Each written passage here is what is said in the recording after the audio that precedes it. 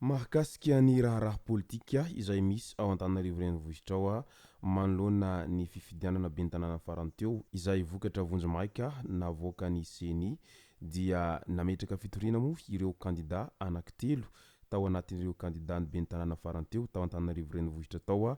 izay fitoriana hanintsanana any Haralarina Manantsoa ary tsy nahazo ny rary ny teny amin'ny tribunal administratif moa izy ireo tao anatiny izay fitoriana nataon'izy ireo izay ka ny pitsopitsony mahakasika an'izay no fakafakena amintsika atao anatin'ity video ity ka manasantsika rehetra anaraka an'ity video ity hatramin'ny farany azadino ny milaiky ny video antsika ary tsarovatra hatrany miabone amin'ny chaîne antsika mba ahafahanareo manaraka tsy tapaka ny video izay lefa nahita isan'andro tsy ampendrela moa isika fa avy hatrany tonga dia vavany ndao ary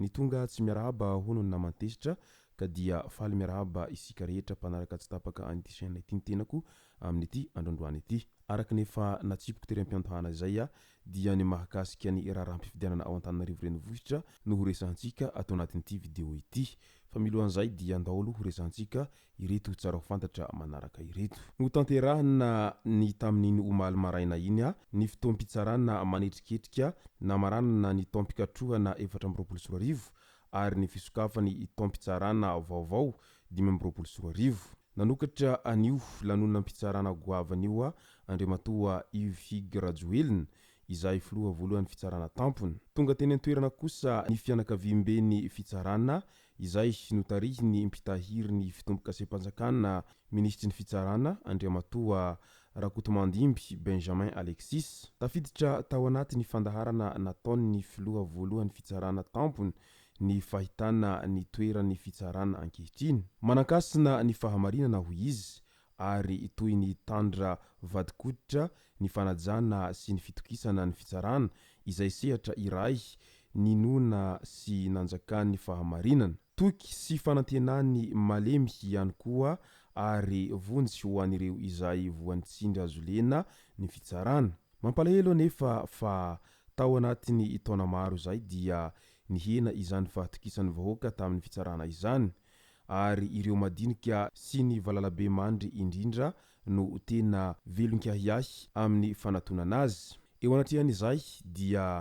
handray fepetritra ny ministry ny fitsarana hiadivana anio fanetriben'ny firenena io tsy azo ekena intsony ny fizahana tavan'olona na io andraikitra eo amin'ny fampiharana ny lalàna mba hamerenana ny fitokisana ny fitsarana dia tsy misy fandeferana ny famaizana an'ireo olona izay fantatra fa manao kolikoly na mpitsara na ny mpandraharaha tsy hananan-kavana ny fampiharana ny lalàna fanafoanana ny fanelanelanana na ny fijabajabahany raharaha-mpitsarana avy amin'ireo manampahefana sy ny havana manjakaiza tanjona koa ny ezaka tao amin'ny fahafenoan'ny fonja sy ny fanajana ny zony voafonja fametrahana camp pénal sy ny maro hafa marina fa heveriny maro ankehitriny fa nanjary hitsikitsika hivavahana anefa nipoaka ny zanak'akoho ny fitsarana azo lazaina fa anisany nahatonga izany fiovana izany ka nahaveritoky ny vahoaka ny fandikandalana ataony mpiasan'ny fitsarana sasany ny fantanena mipetraka dia ny hamerenana indrindra ny fitokisana ny fitsarana anisany vahaolana sy ny ezaka entina manatanteraka izany ny fanovana ny toetsaina ho ihany ny filoha voalohan'ny fitsarana tampony raha namarana ny teniny arak'izany ara dia ainganeka ho foana tanteraka sy ny endrikendrika izay matetika misy eo amin'ny fandikandalana ataon'ireo izay tsy maty manota satria mihevitena mantsy izy ireny fa izy ireo dia ambony lalàna izay ka afaka mibaiko ny fitsarana etseroa mbola tao anatiny izay fanokafana ny fotoam-pitsarana vaovao ho an'ny taona 2024 ity izay natao tetsy amin'ny lapan'ny fitsarana tampony anosy tonga nanotrona sy nanome voninahitra ny lanonana ny ministry ny fitsarana sady mpitahiry tombokasem-panjakana Andriamatoa Rakotomandimby Benjamin Alexis niaraka tamin'ireo lehibe ny androm-panjakana sy ny olo manan-kaja maro eto amin'ny tany sy ny firenena taoriny fanokafana ny taompitsarana 2020 dia nitohy hatrany amin'ny fandraisana ny fianiany ireo solombavambahoaka efatra mianadahy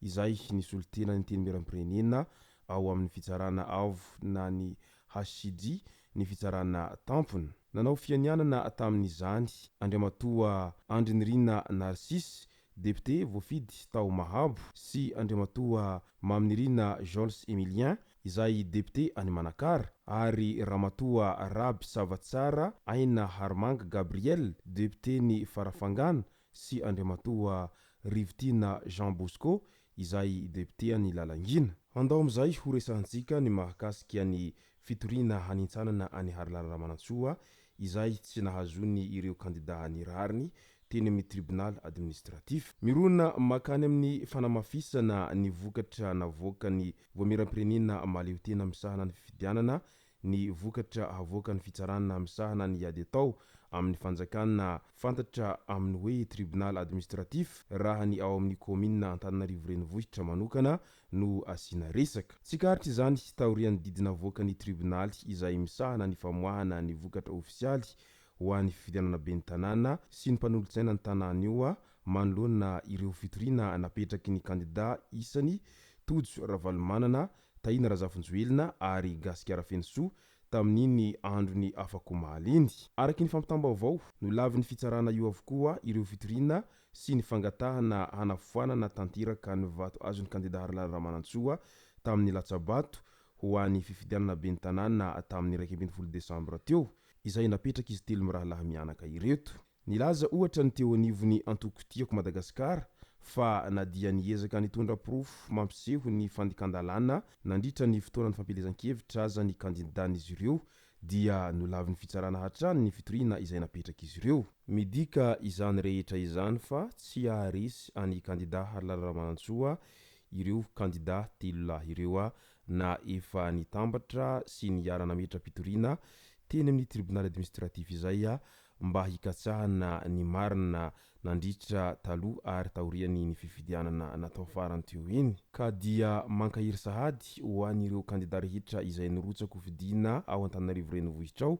fa raha izao no tsy misy fiovana dia i Haralala Ramanantsoa araka izany no ho ben'ny tanàna ny Antananarivo ao anatiny izao efatra taona manaraka izao. Ao anatin'izay voka-pifidianana ao Antananarivo renivohitra izay dia fantatra fa hivoaka amin'ity androandroany ity amin'ny 10 ora maraina eo etsy amin'ny tribunal administratif Anosy izany voka-pifidianana izany. Amaranantsika azy dia ny eo amin'ny resaky ny tsy fandriam-pahalemana izay misy ao an-drenivohitra ao amin'izao ankehitriny izao. Fanafihana andro antoandro izay nisy tao Antananarivo renivohitra tao. Teratany vahiny vehivavy karana tao anatin'ny fiara noho ny tafihan'ireo jolahy tamin'iny andron'io omaly tokony ho tamin'ny 2 ora tolakandro teny Ambodivona. Lasa ny vola sy ny entana toy ny savony mbola notifirin'ireo jolahy ihany koa teo amin'ny tratrany ilay mpamily an'ilay teratany vahiny ka maty ilay teratany malagasy izay voatifitra teo amin'ny tratrany ilay mpamily izay taorian'izao sakoroka nisy tao Antananarivo renivohitra tao. Midika izany amin'izao fotoana izao fa efa tsy tahotra tsy henatra ireo olon-dratsy ary efa manafika amin'ny andro atoandro nanaharybe izao izy ireo rehefa misy izay tian'izy ireo harapaka izay. Na dia efa miezaka manao aintso zavatra aza ny mpitandro ny filaminana dia tsy mahasakana an'ireo asanjolahy izay misy ao an-drenivohitra sy manerana ny Madagasikara izany rehetra izany ka mila handraisana fehipetra izany resaka asanjolahy izay mbola tsy voafehy mandraky tiany androany ity. Izay sy zay moa no masaka azona roso tao anatin'ity video ity tomboko lasy tomboko vavy misaotra antsika rehetra nanaraka an'ity video ity hatramin'ny farany. Azadino ny milaiky ny video antsika ary tsarovy hatrany ny miabone amin'ny chaîne antsika mba ahafahanareo manaraka tsy tahapaka ny video zay lefa nahita isan'andro. Tsy ampindrila moa isika fa avy hatrany tonga de vavany ndao ary.